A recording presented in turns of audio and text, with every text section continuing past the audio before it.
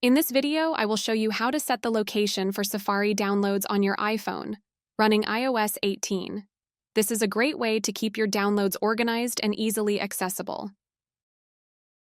First, launch the Settings app by tapping on the gear icon from the home screen or Apps library. While in the Settings menu, scroll all the way down to the bottom and then tap on Apps.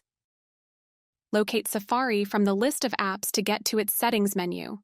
Once you're in the Safari settings, scroll down to the General section, then tap on Downloads. Under the Store Downloaded File on, select your preferred storage location. You can set it to save downloads to your iCloud drive, your iPhone, or other folder.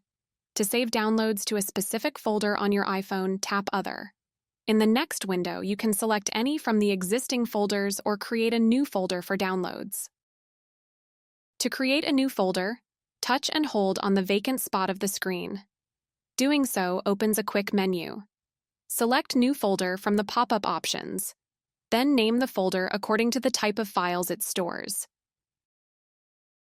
Alternatively, you can tap on the three dots icon in the upper right corner, then tap New Folder from the drop-down menu options.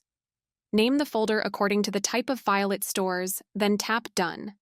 By then, you can set the new folder as the target location for your next Safari downloads. You can use the Files app to access your Safari downloads when needed. That's it. You have now set the location for Safari downloads on your iPhone. This will make it easier to find and organize your downloads. I hope this tutorial has been helpful. Please like and subscribe to our channel for more tips and tricks for using your iPhone or any other smartphones. Thank you for watching.